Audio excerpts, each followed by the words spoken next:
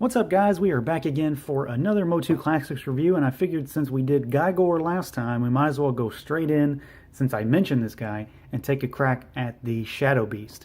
So, very similar figure. There's, a lot to talk about, but also not a lot to talk about because I've already talked about Gygor, and you can see a lot of what's going on with this figure in that review if you're so inclined. So we'll take a look at this guy, see what he has to offer, see what's similar and what's different between him and the big lemon lime gorilla dominatrix ape that we talked about last time. So we're going to take a look at his accessory first, just so I can get out of the way because it's so big. So this is his club, and it's honestly probably my favorite large scale weapon in this line, just because it's got a lot going on and it's humongous and it just looks really cool. So he's got basically, a damn tree trunk here. It's got some kind of leathery looking wraps on it. It's flexible at the bottom. It's kind of rubbery.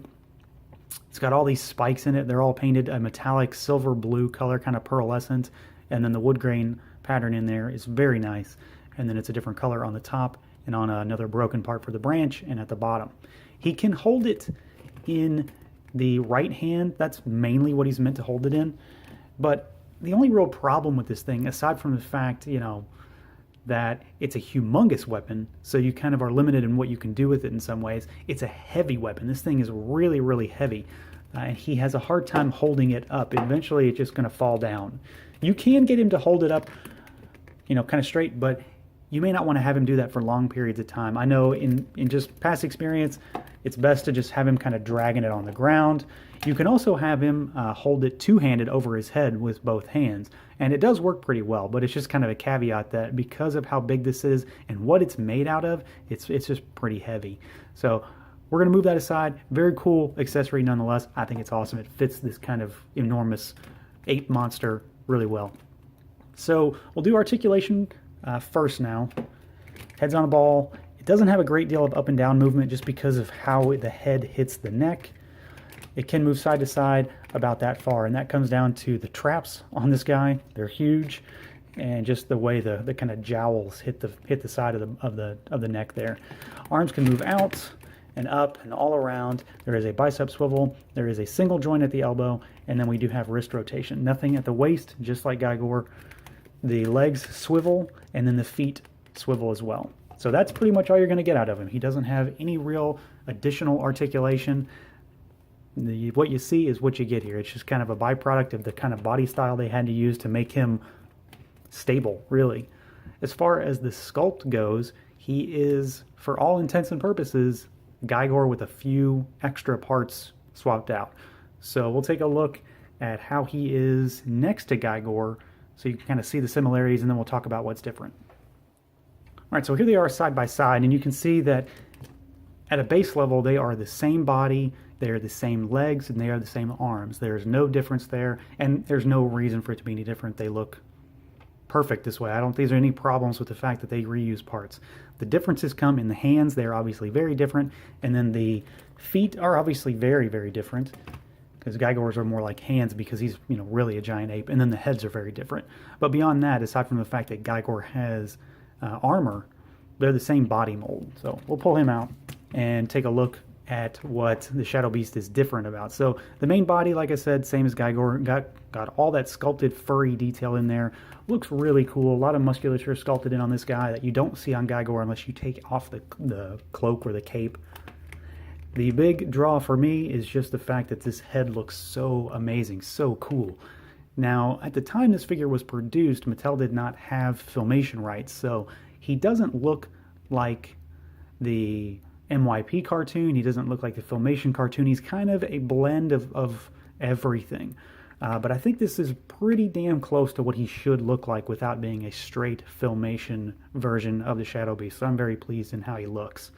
But you can tell there are definitely some differences just in the fact that there's honestly more detail here. The filmation version looks slightly less detailed. It's just kind of a flat color. But that head is very menacing, very cool. Kind of beast-like. He doesn't look like an ape. He kind of looks, almost canine in that muzzle.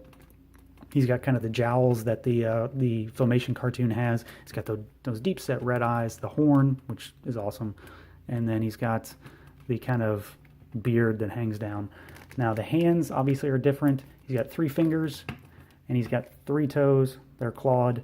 They've got a lot of wrinkles sculpted into them, and then they've got those sharp talons on the end of all of them. The only thing I've noticed that is maybe not necessarily a problem in general, but something that's happened with me, is that over time, the horn and the claws on the feet and the hands have kind of worn a bit just from moving them around, so there's kind of some paint rub on them. I don't know if that's a problem overall. Your mileage may vary on that one. It could also come with the fact that my daughter plays with the Shadow Beast. I don't know why. I think it's just because she was exposed to him when she was really, really, really young. She's only 9 months now, but she absolutely loves this guy and goes completely crazy when she sees him. So take that with a grain of salt. It could just be because a baby has played with this guy.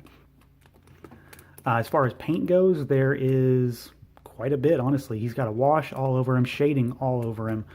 Obviously the horns are painted, the nose, the mouth, the teeth, the eyes, and then the claws. So overall he looks really, really cool. Very good figure, and I think that he, kind of fills that void of having one of those larger scale actual beasts that isn't something somebody rides, like say the griffin or the cats or the horses. Now for a size comparison, we're gonna just throw in a normal figure, but we'll use Filmation Beastman because Beastman was kind of the de facto guy when it came to Shadow Beasts. That's how I always associate with the Shadow Beast, is Beastman. So you can see, similar to Gygor, he, figures come up to about the chest on these guys.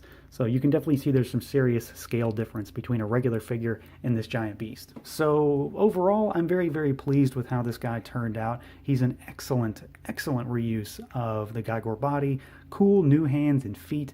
I think the head is really, really cool. I prefer the Shadow Beast to Gygor. If we're just going to compare the two, this is my go-to giant ape monster beast thing.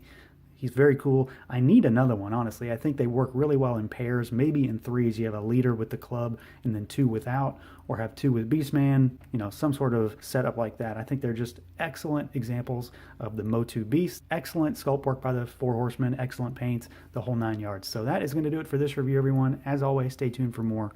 Feel free to like, comment, subscribe, and share. Thanks for watching, and until next time.